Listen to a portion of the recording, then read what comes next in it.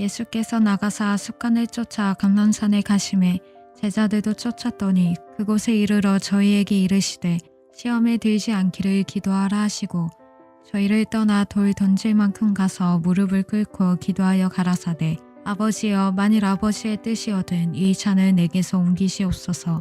그러나 내 원대로 마옵시고 아버지의 원대로 되기를 원하나이다 하시니 사자가 하늘로부터 예수께 나타나 힘을 돕더라. 예수께서 힘쓰고 애써 더욱 간절히 기도하시니 땀이 땅에 떨어지는 핏방울같이 되더라. 기도 후에 일어나 제자들에게 가서 슬픔을 인하여 잠든 것을 보시고 이르시되 어찌하여 자느냐 시험에 들지 않게 일어나 기도하라 하시니라. 겟세마네에서 그날 밤 흑암과 공포가 예수님을 애워쌌고 그분은 지옥의 발악으로 거의 죽음에 이른 것 같았습니다. 빛이요 이 우주 만물의 영원한 태양이시며 영원한 생명이신 예수 그리스도께서 지옥의 군대 사망의 권세에게 잡히셨습니다. 주님이시요 창조주이신 분이 모든 신성한 능력을 빼앗긴 채 가련하고 연약한 모습으로 겟세마네에서 지옥의 영들과의 싸움에서 희생하셨습니다. 그 싸움은 생과 사가 걸린 것으로 예수님의 땀은 핏방울처럼 되어 땅에 떨어졌습니다. 지옥 전체가 예수님께 총 공격을 가했지만 주님께는 아무런 도움도 군사도 없었습니다. 그분은 완전히 홀로 계셨습니다. 수천 수백만의 천군 천사가 이 싸움에서 주님을 도우러 올 수도 있었을 것입니다. 그러나 다만 한 천사만이 그분께 나타나 힘을 도왔습니다. 하나님 아버지께서는 태초부터 함께 계셨던 아들이 전율하고 고뇌하는 것을 보시며 마음이 거의 찢어지셨을 것입니다. 하늘과 땅을 명하여 아들을 도우실 수도 해와 달이 어둠을 밝히어 천군 천사의 군대로 아들을 보호하게 하실 수도 있었을 것입니다. 그러나 그분은 돕지 않으셨습니다. 왜냐하면 아버지와 아들과 성령이 사랑으로 우리를 위하여 이 길을 선택하기로 하셨기 때문입니다. 몰려드는 지옥의 권세 아래서 예수님은 얼마나 고통당하셨던지 3번씩이나 자고 있는 제자들을 깨우러 오셨습니다. 지옥이 예수님과 그분의 일을 멸하려고 강분하는 동안 잠들어 있는 제자들에 대해 예수님은 슬퍼하셨습니다. 지옥의 권세로부터 얼마나 큰 고통을 당하셨기에 보잘것없는 죄인들에게 도움을 구하려고 하셨으며 그분을 고난받으시는 동안 함께 깨어있기를 겸손히 청하셨을까요? 그러나 제자들은 자신들의 연약함으로 인해 예수님을 가장 무서운 고난 가운데 홀로 버려두었고 주님께 아무런 힘이 되지 못했습니다. 사단은 겟세마네의 싸움에서 분명히 가장 심한 참속거리를 가지고 예수님께 다가갔을 것입니다. 이제 구원 사역을 위하여 골고다로 향하시려는 예수님 앞에서 사단은 예수님의 구원 사역이 전적으로 헛된 것이라고, 왜냐하면 인간은 결코 변하지 않을 것이라고 참소하였을 것입니다. 구원받은 예수님의 백성이 믿지 않는 자들과 마찬가지로 사랑이 없으며 화목하지 않고 판단하며 진실하지 못하며 교만하다고 비난하였을 것입니다. 그리고 분열이야말로 바로 그분의 백성의 특징이 될 것이라고 조롱하였을 것입니다. 아마도 사단은 예수님의 교회가 여러 교파와 교단으로 분열된 것을 그림처럼 그려 보였을지도 모릅니다. 헛되다, 헛된 길이다, 너는 어떠한 영혼도 결코 구원할 수 없을 것이다 라고 빈정거렸을 것입니다. 예수님의 영혼은 원수의 비난과 참소 소리에 고통당하시며 상처 입으셨고, 그래서 마침내 내 아버지여 만일 할만하시거든 이 잔을 내게서 지나가게 하옵소서 라고 소리치셨습니다. 아들이 도움을 부르짖는데 아버지 중에 아버지시요 자녀를 항상 도우시는 사랑이신 그분은 대답하시지 않았습니다. 두 번째 울부짖음이 아버지의 가슴에 닿았습니다. 내 아버지여. 아들은 죽음의 고통 속에서 땀으로 피를 흘리며 울부짖었습니다. 그러나 아들을 구하기 위해서 아버지는 손을 내밀 수 없었습니다. 하나님 아버지께서는 아들이 고난을 받아야 한다고 스스로 정하셨기 때문입니다.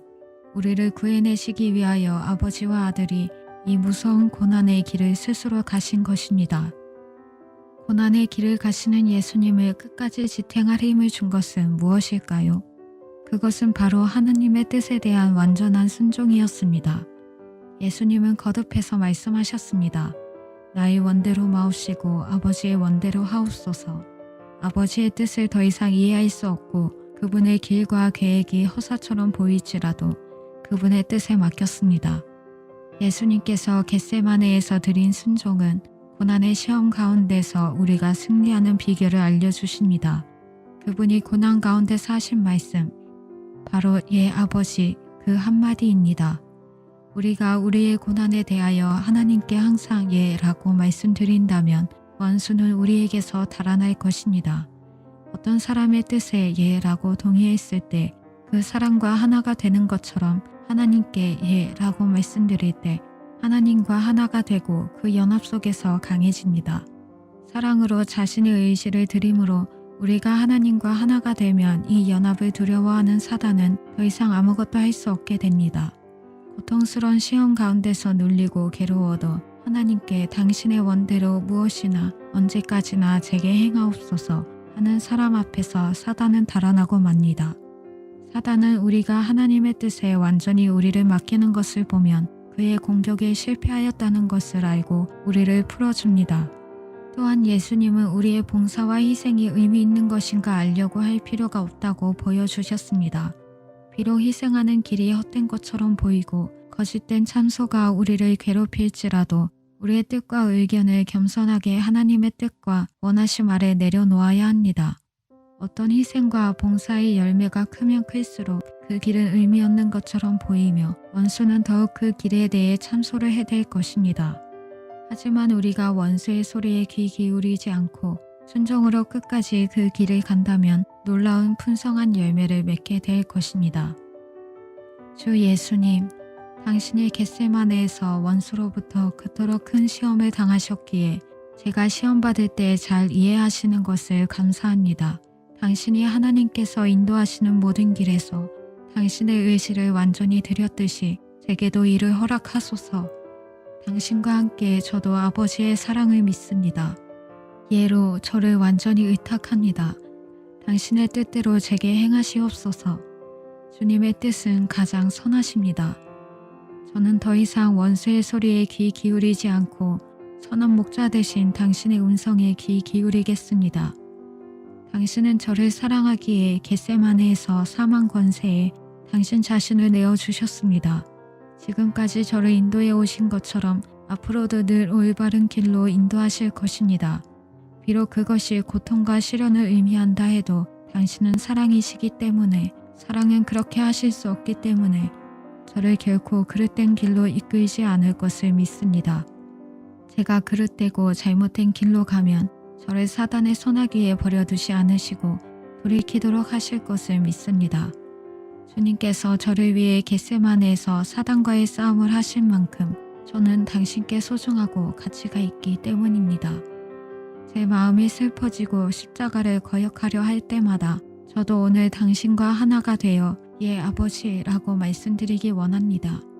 당신이 아버지께 헌신하고 주신 잔을 마신 것처럼 저도 오늘 믿음으로 행하고자 합니다.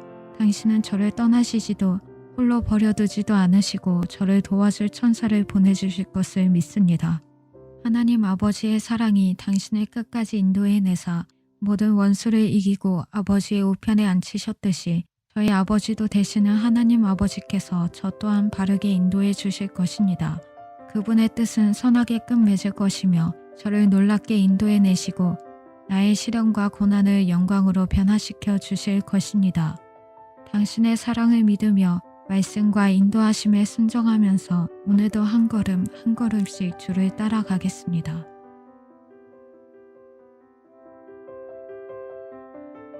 유다가 군대와 대제사장들과 바리새인들에게서 얻은 아랫사람들을 데리고 등과 횃불과 무기를 가지고 그리로 오는지라.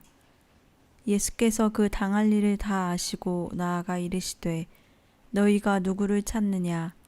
대답하되 나사렛 예수라 하거늘 이르시되 내가 그니라 하시니라. 그를 파는 유다도 그들과 함께 섰더라.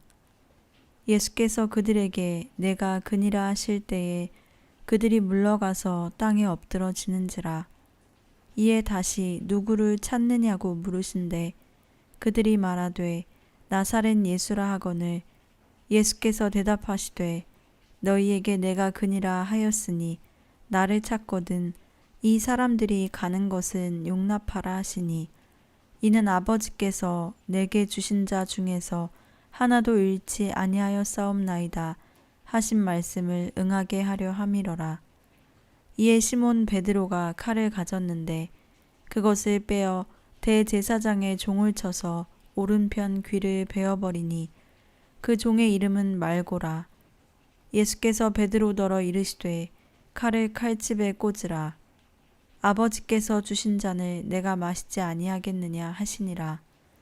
이에 군대와 천부장과 유대인의 아랫사람들이 예수를 잡아 결박하여 예수님께서 붙잡혀 묶이신 채 갑자기 치욕과 비참한 상황에서 홀로 버려지셨습니다. 그것도 3년 동안 함께 지냈던 12 제자 중에 하나, 가까운 자에게서 배반당하셨습니다. 그 배반당할 때 주님을 위하여 충성하며 주님의 고통을 위로했어야 할 11명으로부터는 버림받으셨습니다. 겟세마네에서 지옥의 권세에 고통당하시며 외쳐 부른 하나님 아버지께로부터도 버림받으신 것처럼 보였습니다. 예수님께서 고통스럽게 제자들에게 하신 말씀이 우리의 마음에 와닿습니다. 나를 혼자 둘 때가 오나니 잡히셨을 때는 실로 그들 모두 주님을 버리고 갔나니 그동안 예수님을 따랐던 수많은 사람들과 제자들은 자신을 위한 예수님은 알기 원했지만 예수님과 함께 결박당하고 환난, 죽음과 무덤의 길로 인도되는 것에 대해서는 알고자 하지 않았습니다. 예수님께서 붙잡히시던 그 시간에 예수님과 함께하던 자들은 죄인된 가련하고 사악한 모습을 드러내었습니다. 제자 하나는 배반자로, 다른 제자들은 도망자들로 드러나다니 어찌 그럴 수가 있겠습니까? 하나님의 말씀은 이제는 너희 때요 어두움의 권세로다 라고 답을 주십니다. 우리에게도 우리의 때라고 할 수 있는 어떤 특별한 시기가 있습니다. 그때는 외면, 내면적으로 우리에게 특별한 시험이 임하는 시간입니다.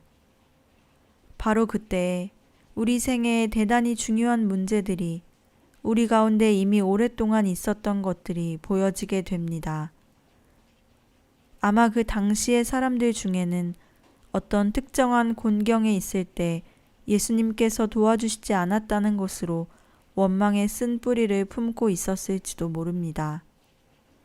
장로들과 바리새인들은 예수님께서 그들을 독사의 자식, 회칠한 무덤이라고 부르신 것을 용납할 수가 없었을 것입니다. 우리 중에 어느 누가 책망과 비난을 들을 때 마음속에 조금의 분노나 원망, 미움을 품지 않고 완전히 받아들이며 자신을 순복할 수 있겠습니까? 우리에게도 어두움의 때는 반드시 옵니다. 하나님께서 우리를 심판하시고 겸손하게 만드시기 위하여 사용하는 사람들의 비난과 책망들에 대하여 예, 라고 완전히 받아들이지 않는다면 우리의 마음속에 미움과 원망이 쌓이게 됩니다.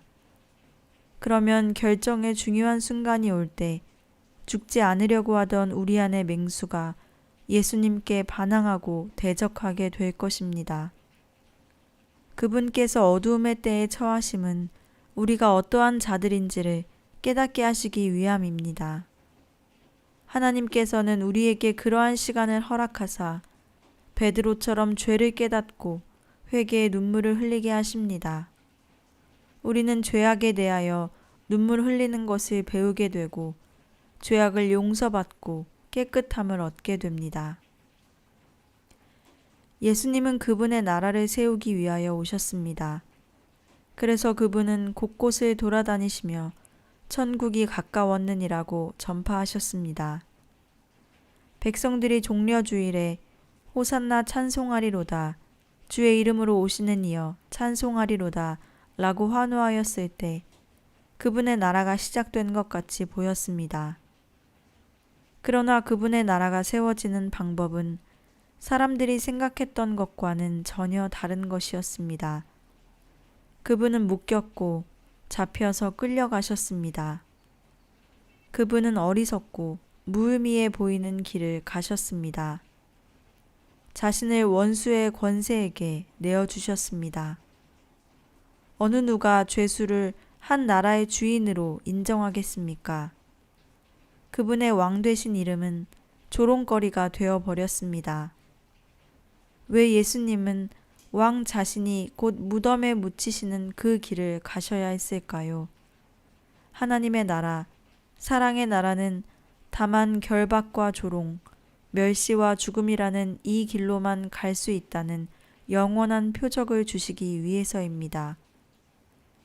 이는 흑암 가운데 죽는 땅에 떨어져 썩는 미랄이지만 나중에 1000배나 열매를 맺는 바로 그 길입니다. 하나님의 나라를 함께 건설하려는 사람에게는 이 길 외에 다른 길이 없습니다. 예수님과 제자들의 차이가 고난 앞에서처럼 크게 드러난 적이 없었습니다. 예수님은 고난을 기꺼이 받아들이심으로 붙잡히실 때 왕처럼 위엄 있는 모습을 보이셨습니다. 그러나 제자들은 비겁하게도 모두 달아났고 베드로는 어린 여종 앞에서 수치를 당했습니다. 이전에는 예수님께서 행하신 기적들을 제자들도 대부분 행할 수 있었기에 예수님과 제자들이 비슷해 보였을지 모르나 고난의 순간이 되자 서로 다른 두세 개에 속해 있다는 것이 분명해졌습니다. 예수님은 위로부터 오셨고 그들은 땅에서 났습니다. 그들은 고난받을 수가 없었고 예수님은 받으실 수 있었습니다. 이 때문에 하속들이 예수님을 잡으러 왔을 때 왕처럼 위엄 있게 앞으로 나아가 이 사람들의 가는 것을 용납하라. 아버지께서 주신 잔을 내가 마시지 아니하겠느냐고 말씀하셨습니다. 이로써 그분은 왕으로서의 참된 모습을 보이셨습니다. 예수님께서 붙잡히심으로 우리가 배울 수 있는 가장 귀중한 것이 있습니다. 그것은 바로 예수님께서 무력함으로 자신을 내어주셨을 때 그분은 가장 큰 권능을 얻게 되셨다는 것입니다.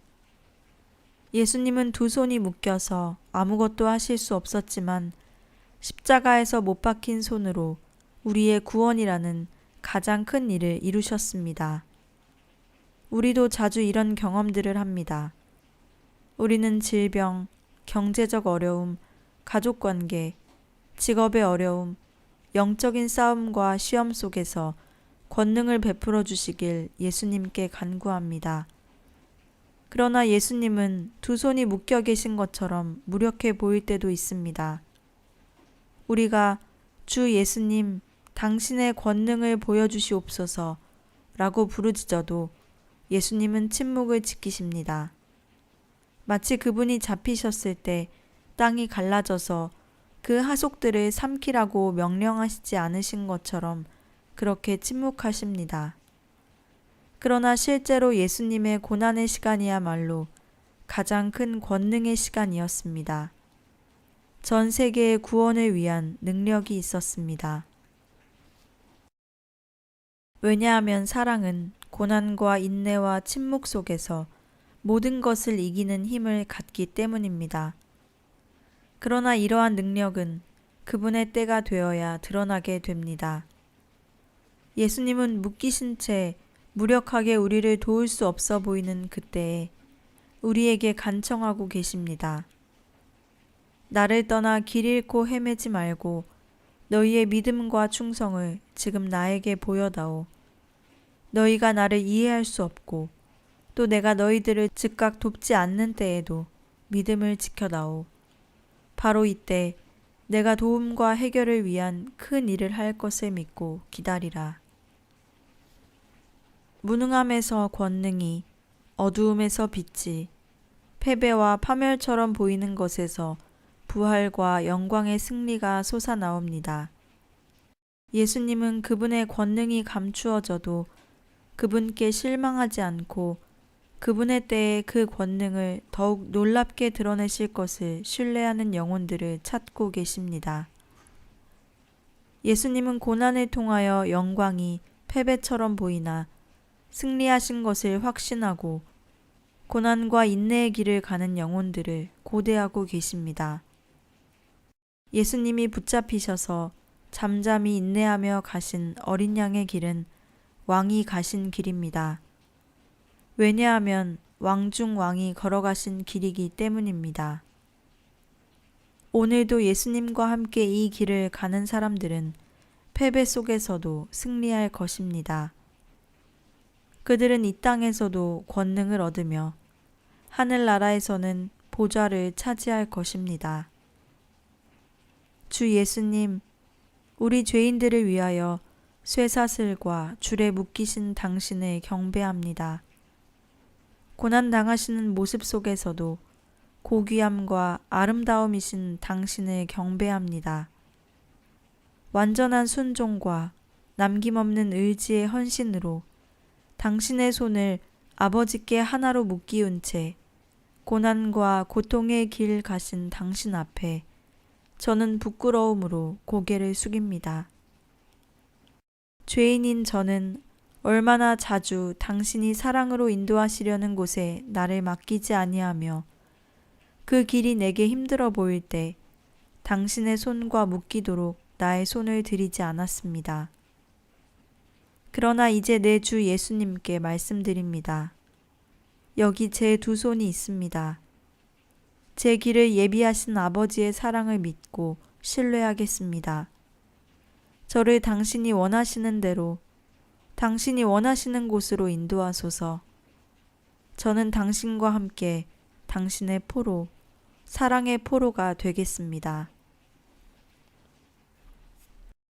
묶이우신 사랑, 매이셨던 구세주께서 죄와 사망의 법에서 저를 자유케 하셨으니 제가 죄수처럼 두 손이 묶여 서 계신 당신의 모습을 자주 바라보게 하소서.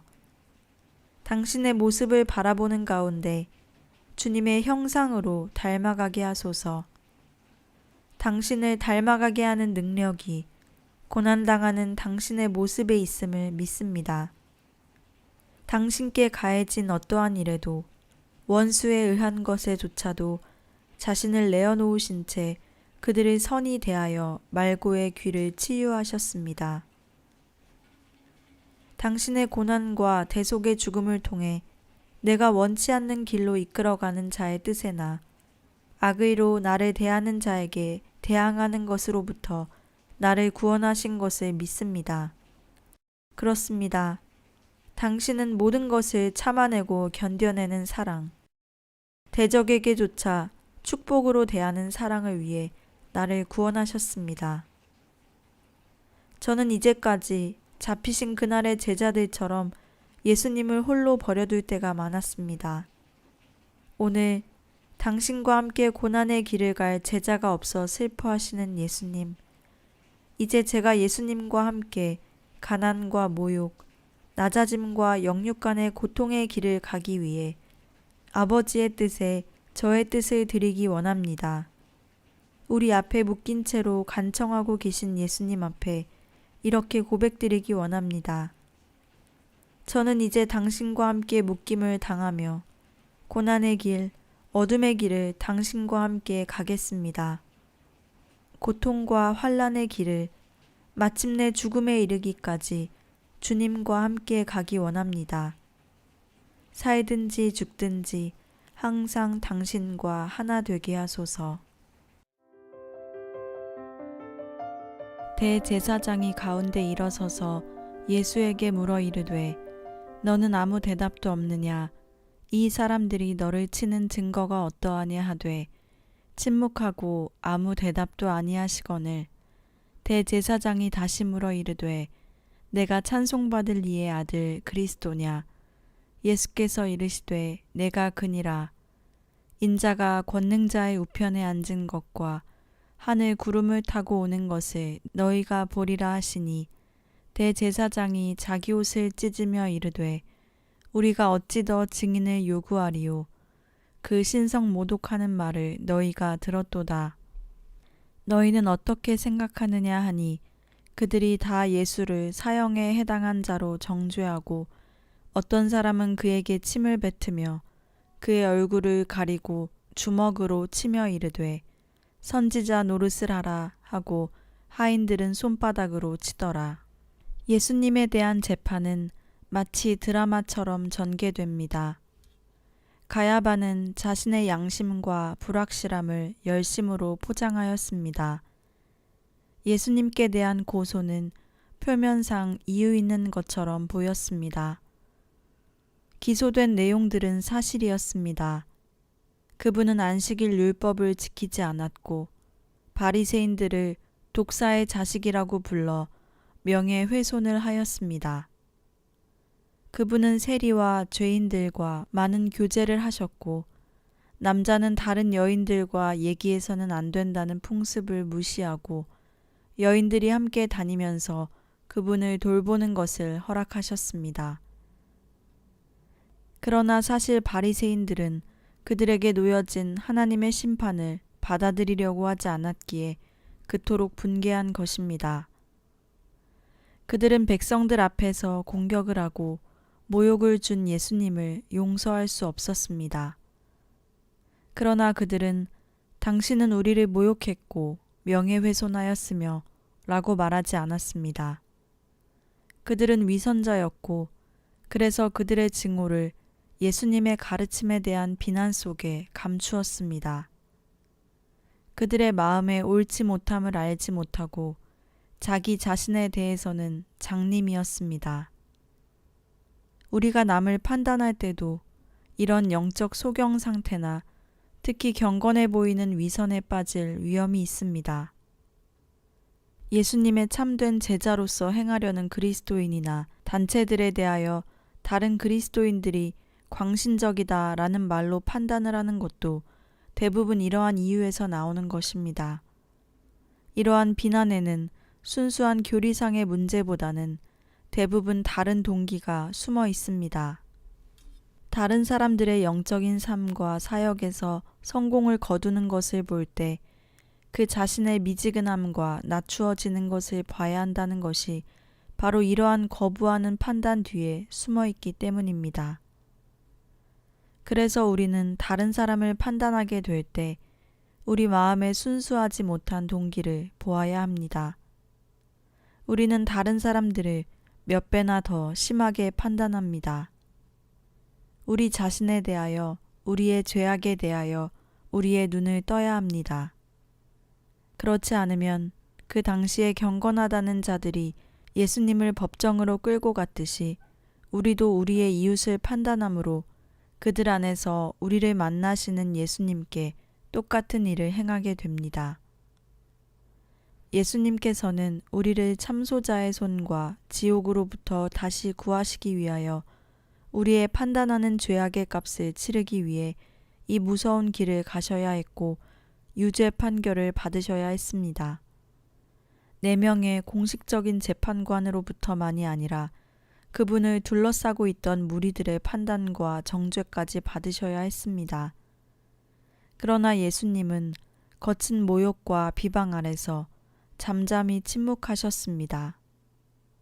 섬김을 받기 위해 오신 것이 아니라 섬기러 오셨다는 말을 인용하지도 않으셨으며 자신의 겸손에 대하여 한마디 변명도 하지 않으셨습니다. 겸손은 변명하지 않습니다. 겸손은 다른 사람의 비난이 계속되고 모욕이 더 심해질수록 더욱 자신을 굽힙니다. 겸손은 정죄하며 소리 지르는 목소리들이 점점 더 커지면 커질수록 점점 더 고요해집니다. 예수님은 고요하게 침묵하십니다. 그분의 겸손은 아버지의 뜻과 하나였습니다. 이것은 아들에게는 바로 털 깎는 자 앞에서 잠잠한 어린 양처럼 욕을 받으시되 도로 욕하지 아니하시고 고난을 당하시되 위협하지 않는 고난을 의미하였습니다. 겸손은 어떠한 변명도 정당성을 주장하지도 않으며 다른 사람들의 판단에 자신을 굽힙니다. 부당하게 대접받을 때에도 사랑으로 그 사람을 위해 기도하고 축복합니다. 따라서 그들은 다른 사람들에 대하여 큰 능력을 지니게 되는데 이것이 바로 사랑의 능력입니다. 이 능력은 하늘과 땅의 가장 큰 힘으로 항상 승리합니다. 우리는 예수님께서 고난의 길을 가시면서 각 처소에서 받으셨던 고난들, 재판받으심, 가시관을 쓰심, 그 외 다른 고난들이 주님의 시대에 이미 끝났다고 생각합니다. 예수님께서 지상에서 가셨던 고난의 길은 확실히 한 번이었습니다. 그러나 그때의 피조물들이 거부와 증오, 배반과 부인, 모욕과 그 외의 악함으로 그분께 고통을 드렸듯이 오늘날도 역시 영적으로 마찬가지입니다. 예수님은 어제나 오늘이나 동일하십니다.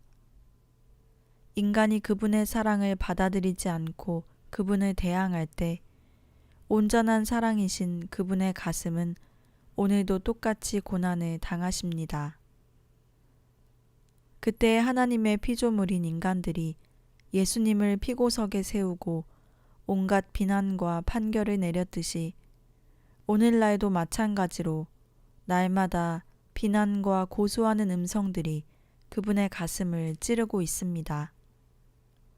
그들은 전쟁에 대하여, 그들에게 주어진 징계에 대하여, 그리고 자신과 상관없는 일에 대하여, 심지어는 날씨가 나쁜 것에 대해서까지 하나님을 원망합니다. 그렇습니다. 많은 민족이 거의 전부가 그분을 거절하고 그분께 대한 증오의 물결이 예수님의 가슴을 찌르고 있습니다. 인간을 그토록 사랑하시기에 자신의 생명까지 주셨던 바로 그분만큼 이 세상에서 미움받고 비난받고 고소당하는 사람은 아무도 없습니다.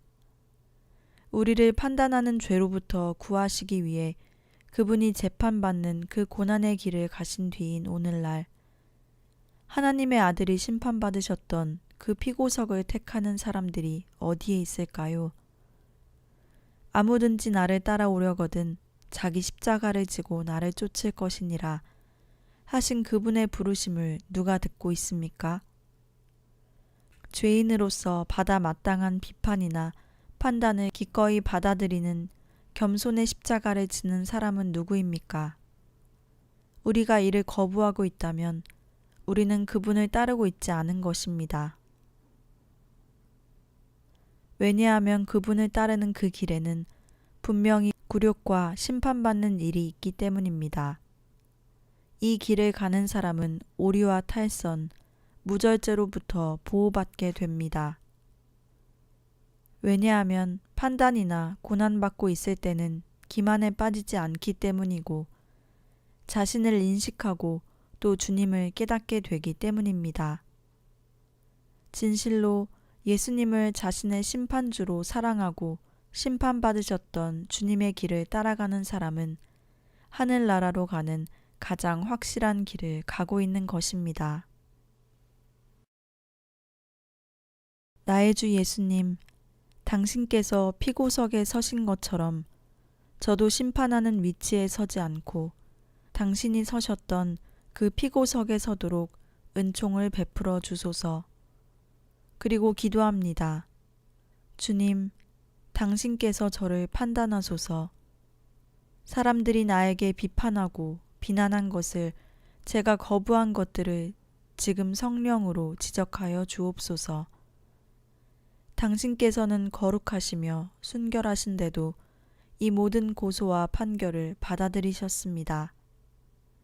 이 죄인은 더욱 받아들여야 합니다. 나를 판단하는 사람들 뒤에는 나를 심판하시는 당신께서 서 계시기 때문입니다. 지금 이 시간 당신의 거룩하신 현존 앞에서 저를 고소합니다.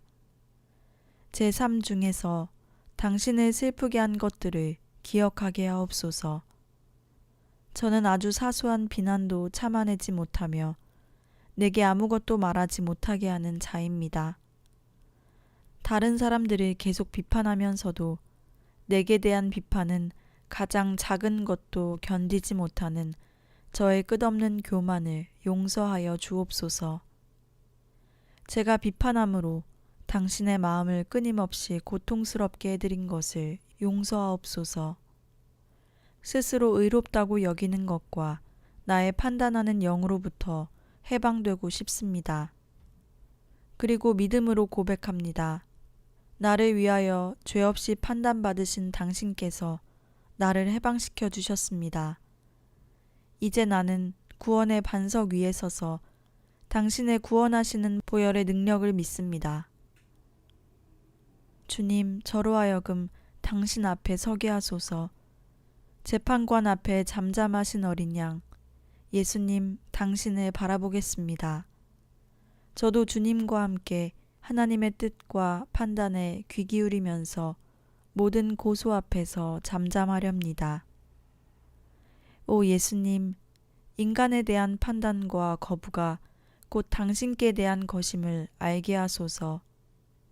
비록 그들이 나에게 부당하게 행하였다 해도 나를 겸손하게 만들기 위해 당신께서 그들을 도구로 사용하셨기 때문입니다. 당신께서 당신의 자녀들이 쏘는 판단의 화살로 고통을 겪으시지 않을 수 있도록 저로 무슨 일이나 하게 하소서. 제가 당신의 마음에 사랑의 향유를 부어드릴 수 있게 하소서.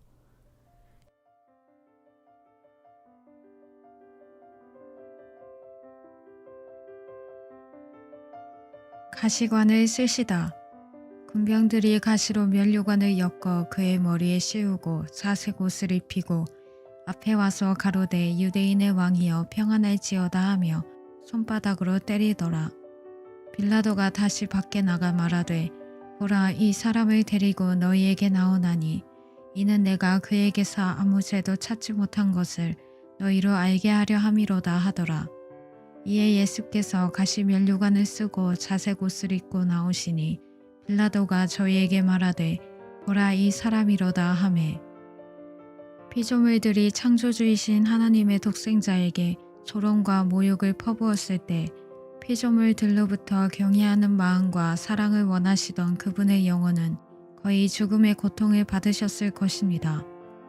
하나님 아버지께서는 사랑하는 아들을 그분의 백성들에게 왕으로 주셨는데 거절하는 것을 보실 때, 그리고 이토록 모욕을 당하는 모습을 보시고 얼마나 괴로우셨을까요? 그분의 눈은 아들 곁에 서 있을 사람을 찾고 계셨습니다.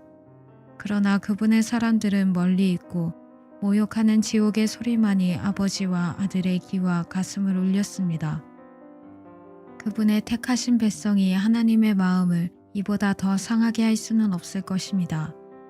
이 세상에서 권세와 명예를 얻고자 하는 사단은 겸손하게 이 땅에 오신 예수님을 보고 분개하였습니다.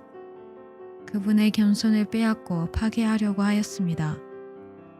사단은 가시면류관으로 예수님을 씌우고 모욕을 주면 예수님은 겸손을 유지하실 수 없을 것이며 가시면류관의 고통을 줌으로써 그분을 이길 수 있을 것이라고 생각하였습니다. 그러나 사단은 실패하였고 예수님께서는 이 싸움에서도 승리하셨습니다.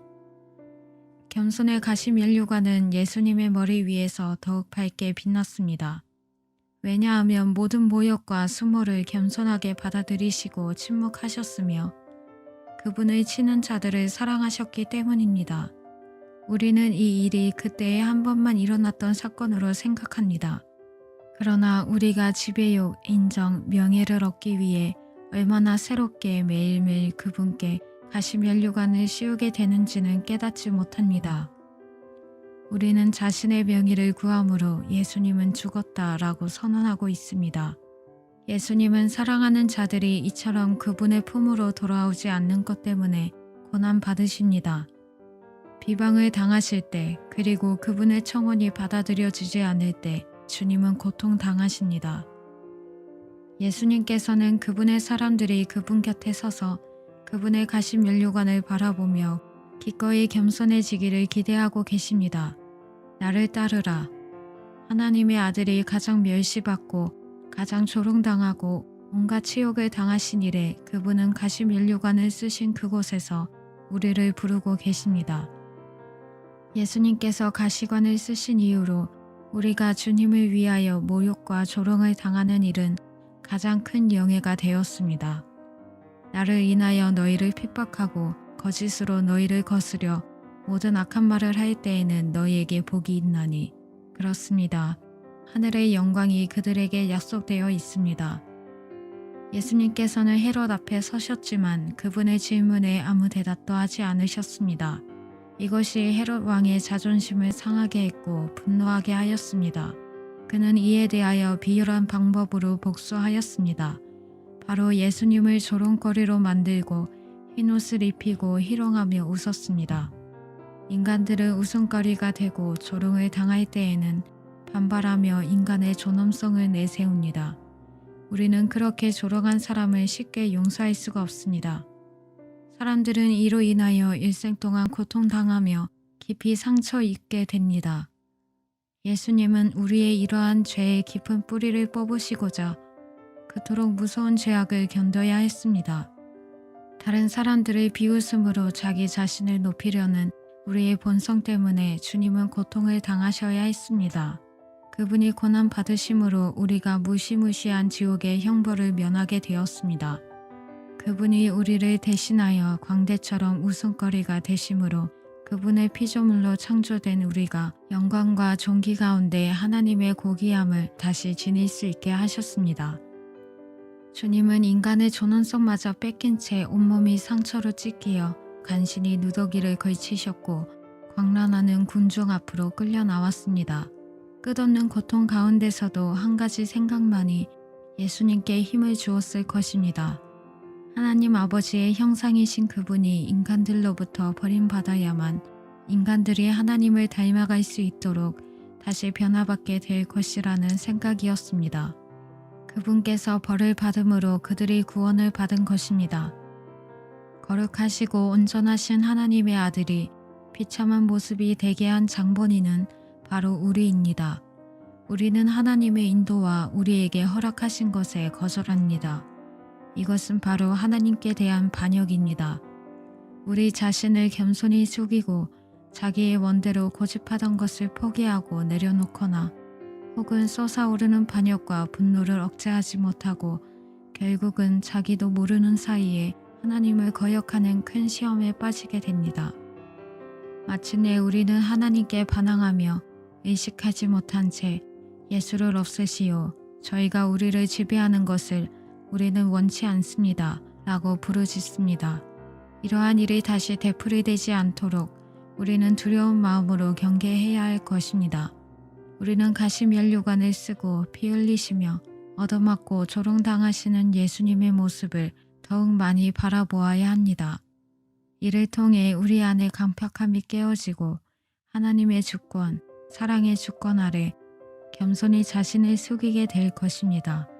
예수님은 가시면류관을 쓰심으로써 우리의 교만의 죄악의 값이 얼마나 큰 것인가를 보여주셨고 그 무섭고 큰 형벌을 직접 담당하여 주셨습니다. 그런데도 우리가 그분의 가시면류관의 형벌이 전혀 일어나지 않았던 것처럼 그렇게 교만하게 살고 행동한다면 혹은 그분의 사람으로서 마땅히 행하여야 할 바를 행하지 않는다면 얼마나 더 예수님을 멸시하는 행동이 되겠습니까? 우리의 교만으로 인해 우리가 받아야 마땅한 일을 하나님께서 당하셔야만 했다니 이는 우리에 대한 영원한 고소가 아닐까요? 인류에게 영원한 오점이 된 이 가시면류관의 사건 이후에 예수님께 영광의 면류관을 드릴 수 있는 일이면 어떠한 것이라도 해야 하지 않겠습니까? 우리가 우리의 면류관을 벗어버리고 명성, 지위, 명예, 교파, 체면 등을 더 이상 탐하지 않으며 기꺼이 모든 것을 단념할 준비가 되어 있다면 우리는 그분께 참된 면류관을 드리는 것입니다. 우리가 우리 자신과 우리 이름을 중요하게 여기고 높이려 할 때 이렇게 함으로 그분께로부터 빼앗게 되는 영광을 돌려드리게 되는 것입니다. 예수님께서는 다른 사람이 그분의 생명을 빼앗는 것이 아니라 스스로 목숨을 버린다고 말씀하셨습니다. 이 말씀에서 바로 그분의 사랑이 드러납니다. 자신에게 가해지는 모든 것에 대해 자신을 내어주심으로 예수님은 겸손을 입증하셨습니다. 예수님께서는 가시면류관과 모욕을 당하심으로 예수님께서 어떻게 인간들에 의해 지배되실 수 있는지 보여주셨습니다. 그들은 저를 없이 하소서, 우리는 저의 지배와 그의 종이 되는 것을 원하지 않습니다. 라고 외쳤습니다. 이제 예수님께서는 그분의 본성이 지배와는 정반대의 것임을 보여주셨습니다. 그분은 이 세상의 어떠한 사람도 감당할 수 없을 정도의 피조물들의 무리한 요구에 자신을 내어주셨습니다. 이로써 예수님은 우리를 지배하려는 엄한 주가 아니라 자기 자신을 내어주고 다만 사랑이 가득한 눈으로 바라보시는 어린 양이심을 온 세상에 또 영원히 보여주셨습니다. 예수님은 자비로운 사랑의 마음과 눈길로 어린 양처럼 잠잠히 모든 것을 견디셨습니다. 그러자 놀라운 일이 일어났습니다. 예수님께서 그분의 능력과 위엄을 빼앗기고 마치 벌레처럼 가련한 모습이 되었을 때 이 죽음으로부터 한 영원한 나라가 탄생하였습니다. 그의 백성들이 기대했던 것과는 달리 권세의 왕국이 아닌 사랑의 나라였습니다.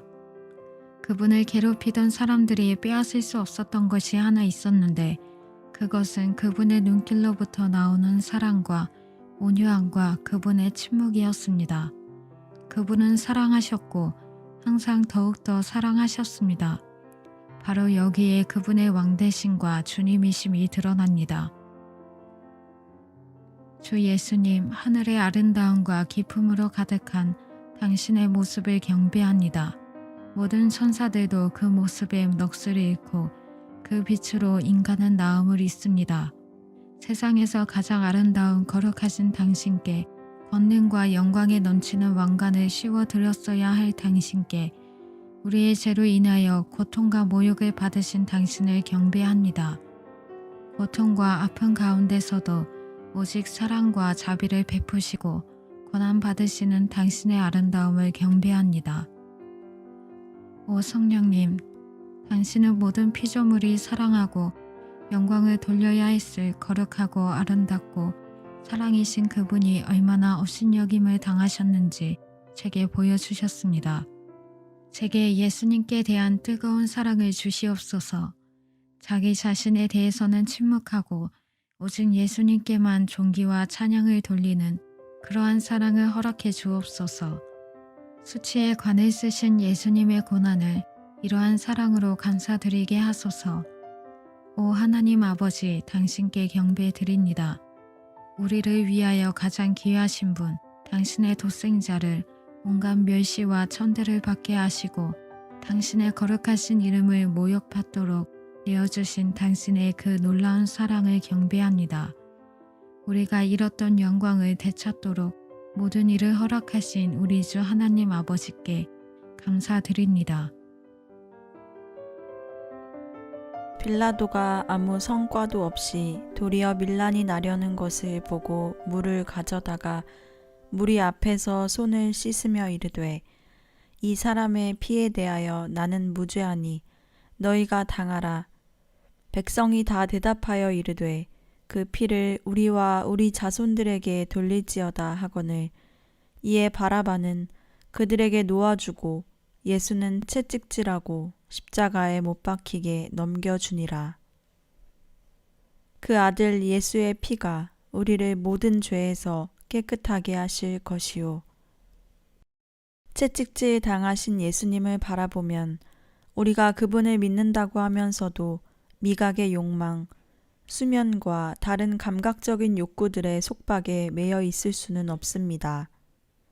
예수님은 우리 욕망의 권세로부터 구원해 주시기 위해 이 얼검에는 거센 속박으로부터 완전한 자유를 주기 위하여 그토록 고통스러운 채찍질을 당하셨습니다. 채찍에 찢겨진 수많은 상처로부터 흘리신 주님의 피로 우리의 타락한 본성, 본능을 즐기려는 욕망으로부터 우리를 구원해 내신 것입니다. 이사야 선지자는 우리의 전한 것을 누가 믿었느냐? 여호와의 팔이 네게 나타났느냐? 라고 외쳤습니다. 그분의 고난의 능력과 채찍질 당하시며 흘리신 그 구속의 피의 능력을 믿는 자들에게 하나님의 놀라운 권능의 팔이 나타납니다. 이제 하나님의 나라에 들어가지 못하도록 막는 죄악의 노예로부터 해방되기 원하는 모든 사람들이 예수께서 채찍질 당하시는 것을 바라봄으로 구원을 얻게 되었습니다. 나의 주 예수님, 제 욕망의 권세가 얼마나 강한지, 제가 얼마나 그것에 얽매여 있는지 주님은 아십니다. 비록 아직은 해방된 것처럼 전혀 보이지 않는다고 해도 그러나 제가 믿음을 잃지 않도록 믿음의 인내를 더해 주옵소서. 이 싸움은 한 번의 승리나 패배로 끝나는 것이 아니라 믿음 안에서의 인내로 꾸준한 싸움임을 깨닫게 하여 주소서. 저는 아들이 너희를 자유케 하면 너희가 진실로 자유하리라 고 하신 주님의 말씀을 굳게 붙들겠습니다. 이제부터 우리는 우리의 몸으로 하나님께 영광을 돌리도록 구원받았습니다. 하나님께서 우리에게 주 예수 그리스도의 부활을 통하여 흠없고 순결하고 하나님의 아름다움과 영광으로 가득한 순전하고 놀라운 몸을 얻도록 하는 것이 무엇을 의미할까요? 사도 바울은 빌립보서 3장 21절에서 그는 만물을 자기에게 복종하게 하실 수 있는 자의 역사로 우리의 낮은 몸을 자기 영광의 몸의 형체와 같이 변하게 하시리라고 말했습니다. 우리 주 예수님께서 기둥에 묶여서 채찍질 당하시면서 그 고통 가운데서 우리를 위해 이루어 주신 일은 상상하기 어려운 놀라운 일입니다. 우리는 우리의 죄악을 결코 스스로 깨끗하게 할 수 없지만 자신의 죄악을 빛 가운데로 드러내고 회개하는 사람들에게는 예수님의 피의 능력이 깨끗게 하는 능력이 역사하게 됩니다. 주 예수님, 제가 병들고 약해질 때 당신 앞에 겸손히 엎드립니다. 저를 모든 정결치 못한 영육간의 욕망으로부터 해방시키기 위해서 병을 허락하셨습니다. 저는 당신 사랑의 징계가 필요한 죄인으로 주님의 능하신 손 아래 저를 겸손히 낮춥니다. 주님은 육체의 고난을 받는 자가 죄를 그쳤음이니 라고 약속해 주셨습니다. 이 징계의 길에서 저의 새로운 부활의 몸을 준비시키시니 감사합니다. 당신이 채찍질 당하시고 무서운 고난과 육체의 죽임 당하심을 통해 우리에게 이 부활의 몸을 주신 것을 감사합니다. 저로 하여금 채찍질 당하신 나의 구세주, 당신과 함께 하나가 되어 병과 고난을 견디게 하시고 새롭게 변화되게 하소서.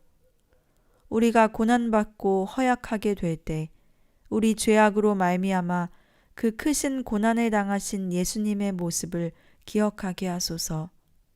우리의 작은 고난 가운데서 우리에 대한 사랑으로 이 세상의 모든 고난을 스스로 담당하신 주님께 감사드리게 하소서. 아멘.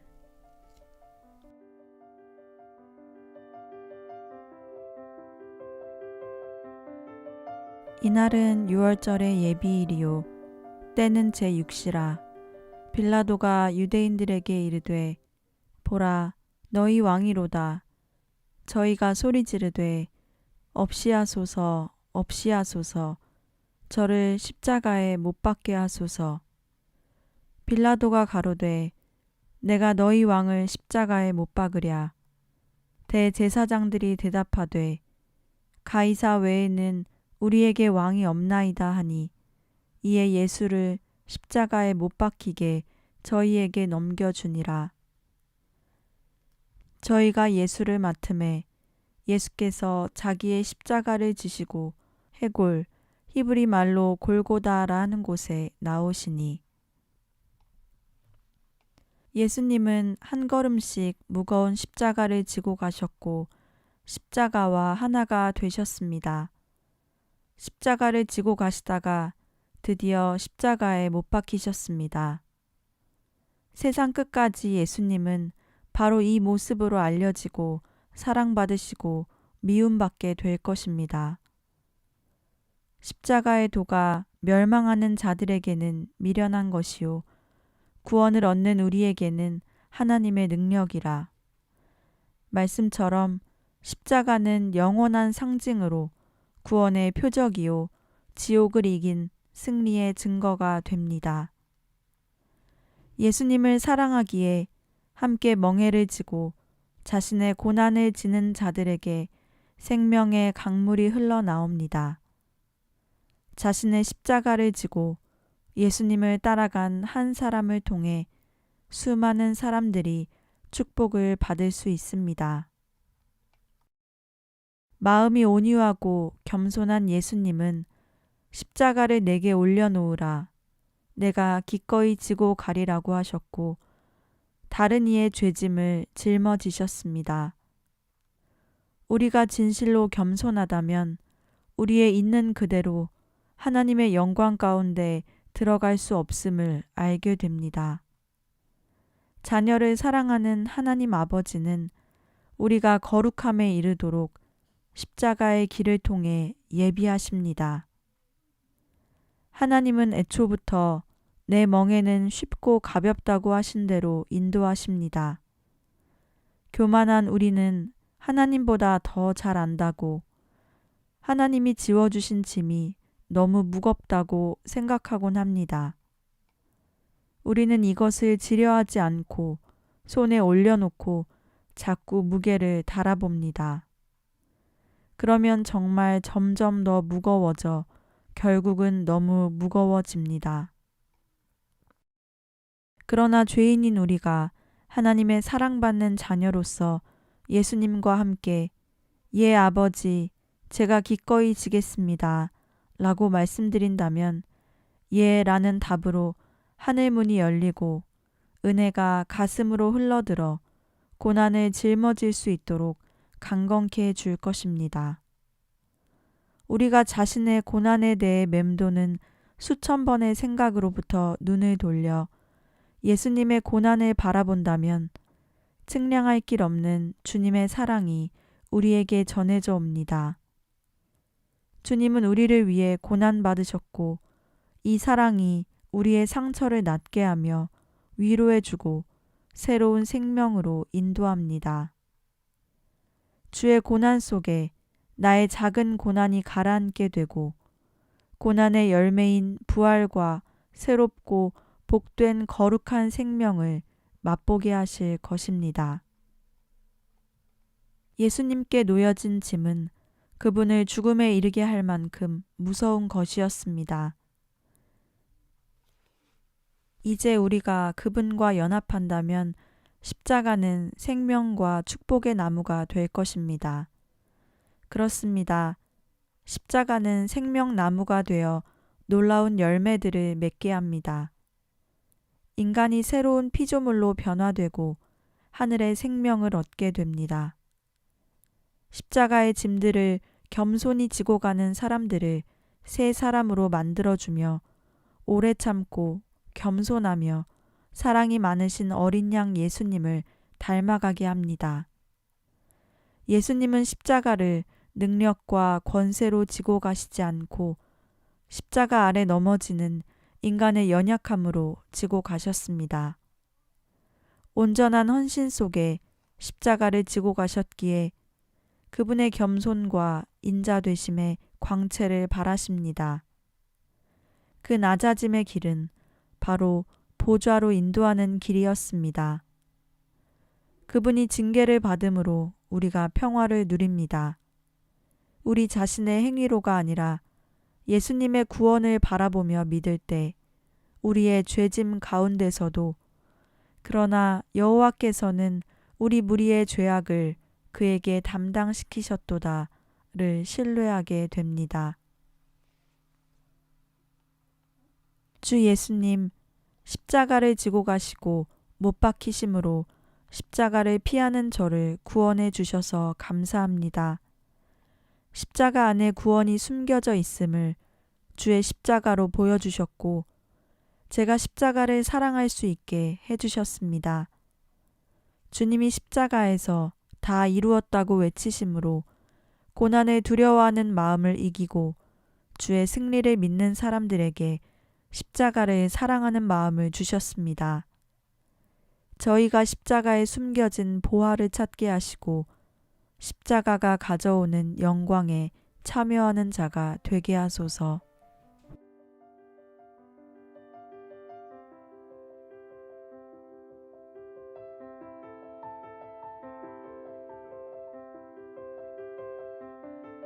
십자가상의 예수님은 모든 사람이 침묵해야 할 정도로 참혹한 것이었는데도 불구하고 왜 그토록 찬양 받으실 만할까요? 그것은 바로 사랑입니다. 사랑이 고난받으시는 예수님 얼굴의 빛이었고 죽으시며 하신 말씀들 안에 사랑이 울려 퍼졌고 사랑이 그분을 부인한 제자를 바라보는 눈길에 담겨 있었습니다. 예수님의 사랑이 얼마나 크셨기에 말로 다 할 수 없이 무서운 고난도 그 사랑을 끄지 못하였을까요? 아니 끄기는커녕 모든 고난을 다 이겨내고 모두 볼 수 있는 강한 사랑이었습니다. 고난 속에는 거짓이 없다는 말이 있듯이 고난 가운데서 영혼의 본질이 드러나게 됩니다. 예수님께는 바로 사랑이었습니다. 이 사랑은 아무도 본 적이 없는 순수함과 기쁨, 아름다움과 강함으로 빛나고 있습니다. 예수님의 가슴은 창으로 찔렸고 그 상처로부터 피를 쏟으셨습니다. 그분의 상처로부터 구원이, 그분의 상처받은 영혼에서 다만 사랑과 자비로운 말씀만이 흘러나왔습니다. 아버지여, 저희를 사하여 주옵소서. 오늘 내가 나와 함께 낙원에 있으리라. 보소서, 아들이니이다. 보라, 내 어머니라. 그분의 한량없이 자비로운 마음이 찔리셨습니다. 이 마음은 괴로움과 아픔으로 상처 입으면 입을수록, 찢기면 찢길수록 원망이 아니라 사랑과 자비가 더욱더 넘쳐 흘렀습니다. 예수님의 영혼이 깊이 상처 입고 실망하셨을 그때 그 입에서 흘러나오는 말들을 들은 하늘마저 조용히 경배하며 천사들도 상상을 초월한 고통스런 죽음의 순간에 모든 것을 참고 견디는 사랑의 힘에 놀라 울면서 엎드렸을 것입니다. 하나님 아버지의 마음은 그 어느 때보다 너는 내 사랑하는 아들이요 기뻐하는 자로다 라는 말씀이 울려 퍼졌을 것입니다. 사랑이신 주님이 피 흘리셨습니다. 하나님의 아들은 이렇게 이 땅으로부터 떠나셨습니다. 그때 분명 주님의 영혼은 어두운 밤이었을 것입니다. 그분의 사랑이 인간 자녀들 위해 강물처럼 쏟아 부어졌습니다. 그리고 죽음의 시간이 왔습니다. 영혼이 가장 민감해지는 그때, 사랑에 대하여 줄이고 목말라 하는 그때, 증오에 찬 대답은 치명적인 타격을 줍니다. 하지만 예수님의 사랑은 지옥의 증오보다 더 강하기에 죽임당하지 않았고 사랑의 힘은 결코 이길 수 없다는 사실이 드러났습니다. 인간들은 이 사랑에 대적해 온갖 가능한 무기들을 모두 동원시켰습니다. 그들은 배반하고 비방하며 버리고 실망시키며 증오했습니다. 그들은 모욕하고 사랑을 조롱하며 사랑의 죽음의 선고를 내렸고 무거운 십자가를 지게 했습니다. 그러나 사랑은 파괴하려고 덤벼드는 대적들보다 더욱 강했습니다. 사랑은 그 대적들을 모두 사로잡았고 인간들이 사랑을 치면 칠수록 더욱 거룩하고 찬란한 승리의 빛을 비추었습니다. 사랑이 치명적인 타격을 받는 그 순간에 사랑은 생명으로 부활한다는 것을 지옥은 맛보아야 했습니다. 사랑은 참된 생명, 하나님의 생명이며 머리 되신 예수님과 오늘날 그분의 몸된 지체들 가운데 결코 죽지 않는 생명이기 때문입니다. 이 사랑으로 인해 죄인들이 십자가 앞에 엎드려 회개하고 십자가의 사랑에 사로잡혀 그들 스스로 사랑의 사도들이 되어갑니다. 예수님이 십자가에 달리셨고 이로써 율법에 따르면 저주받은 자가 되셨습니다. 죄인과 범죄자에게 내려질 저주를 몸소 받으셨고 우리의 죄악을 담당하셨습니다. 그리하여 우리 죄인들이 저주를 받는 대신 하나님의 자녀로서 받는 은혜와 사랑의 축복을 누리게 되었습니다. 지옥에서 형벌과 저주받아 마땅한 우리를, 하나님을 거역한 우리를 의롭다 하시고 하나님 사랑과 영광의 나라로 들어갈 수 있게 하셨습니다. 예수님이 우리를 위하여 저주를 받으시고 우리에게 의의 옷을 입혀주셨기 때문입니다. 이 얼마나 놀라운 사랑입니까? 골고다 땅 위와 하늘에서 하나님 사랑에 대한 찬미가 울려 퍼집니다. 죽음을 택한 사랑, 자신이 십자가에 못 박히신 중에도 한 강도를 자유롭게 하사 낙원으로 인도하신 놀라운 사랑, 닫힌 지옥문을 여시고 죽음에서 자녀를 이끌어내시는 사랑. 네, 이 사랑은 모든 사람이 아버지의 집으로 돌아올 때까지 쉴 수 없는 사랑입니다. 고난의 안식일. 공회의원으로 선하고 의로운 요셉이라 하는 사람이 있으니 저희의 결의와 행사에 같아하지 아니한 자라. 그는 유대인의 동네 아리마대 사람이요 하나님의 나라를 기다리는 자로니 빌라도에게 가서 예수의 시체를 달라 하여 이를 내려 세마포로 싸고 아직 사람을 장사한 일이 없는 바위에 판 무덤에 넣어두니 이날은 예비일이요 안식일이 거의 되었더라. 갈릴리에서 예수와 함께 온 여자들이 뒤를 쫓아 그 무덤과 그의 시체를 어떻게 둔 것을 보고 돌아가 향품과 향유를 예비하더라. 계명을 쫓아 안식일에 쉬더라. 예수님의 고난 후의 안식일. 예수님의 고난 후의 안식일은 하나님께서 세상을 창조하시고 쉬셨던 때와는 다른 안식일이었습니다. 하나님의 또 다른 일, 구원의 역사가 완성된 안식일이며 천군 천사들이 그들의 창조주와 함께 고통당하고 그분의 고난으로 인하여 울며 탄식했던 그 큰 사건 이후의 휴식이었습니다.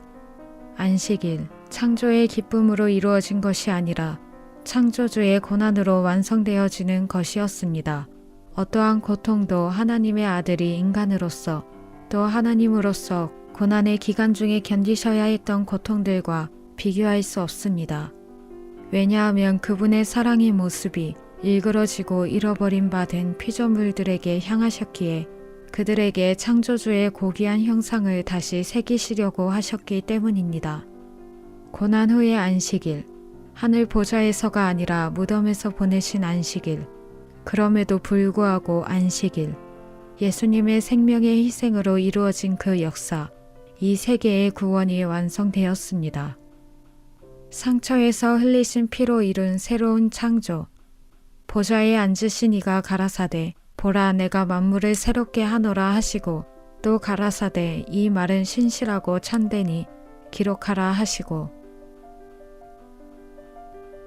하나님께서 천지를 창조하시고 심히 좋았더라고 하신 것처럼 독생자의 고난으로 구원 사역이 완성되었을 때 또한 심히 좋았더라고 하시지 않았겠습니까? 그토록 어려운 고난의 싸움을 마치고 온통 상처로 뒤덮인 채 쉬고 계신 아들에게 하나님 아버지는 내 아들아, 모든 것이 완성되었다. 심히 좋구나. 라고 거듭거듭 말씀해 주셨을 것입니다. 그렇습니다. 주님은 모든 일을 구원하셨고 모두를 의롭게 하셨습니다. 옛 피조물들을 회복시키셨을 뿐만 아니라 옛것을 훨씬 능가하는 낙원을 이룩하셨습니다. 주님의 상처에서 흘리신 피로 거룩한 하나님의 성을 이룩하신 것입니다. 그곳에는 5군데의 상처를 지닌 어린 양께서 빛을 발하고 계십니다. 하나님께서 피 흘리심으로 완성된 피조물의 영광, 그 혹심한 고난의 대가로 피조물은 형언할 수 없는 찬란한 광채를 발할 것입니다. 그러나 하늘과 새 땅의 만물보다 상처를 지니신 하나님의 어린 양은 더욱 밝게 빛날 것입니다. 그리고 주님의 고난의 길은 주님과 함께 걸어간 제자들도 또한 하늘나라의 영광 가운데 그분과 함께 빛을 발하며 하나님 아버지의 나라에서 해처럼 빛날 것입니다.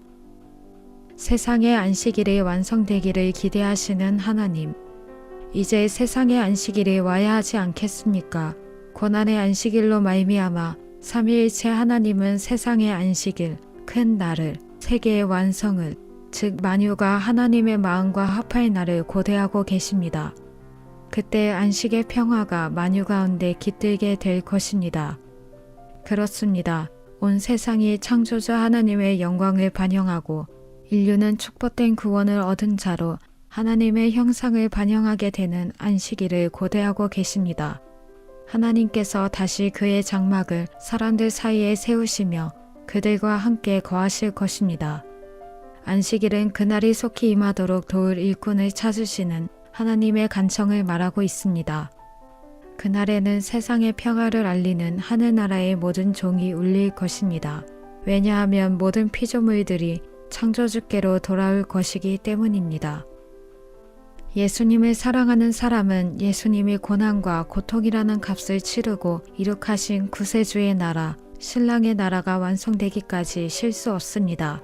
예수님께서 그토록 고통당하시며 흘리신 보혈이 그분의 피조물에게 아직 도달하지 못하고 있는 한 그들은 함께 고통을 느낍니다. 그리고 그분의 고난과 연합하여 이 세상의 완성을 위하여 그분을 기꺼이 돕습니다. 그분의 사랑의 안식일, 고난의 안식일은 바로 세상의 안식일, 즉 세상의 완성과 사랑의 완전한 승리가 될 것입니다. 예수님의 희생 제사가 온 세상과 인류의 완성을 위한 기초가 되었듯이 이 날은 꼭 오고야 말 것입니다.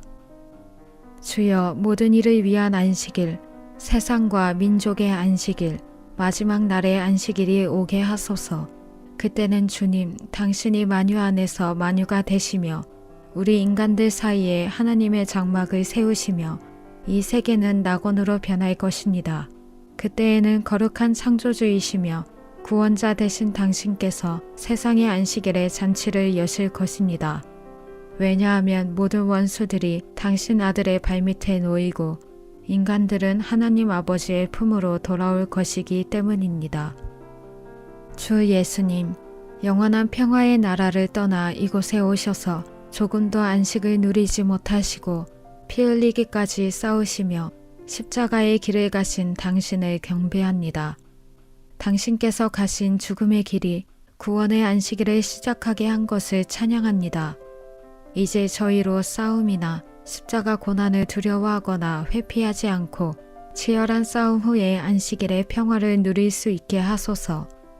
저희로 당신의 참된 제자가 되게 하사 사단과 혈과 육에 용감하게 싸우고 자신의 생명마저도 죽음에 내어주는 사람들에게 허락하시는 당신의 평화에 참여케 하소서. 주님께서 먼저 앞서 가시며 그 길을 열어주신 것을 감사드립니다. 그리하여 언젠가는 평화의 도성 예루살렘으로 들어가 이기는 자에게 주시는 승리의 면류관을 받아쓰고 그곳에서 영원한 안식을 누리며 하나님의 평화 가운데 거하게 하소서.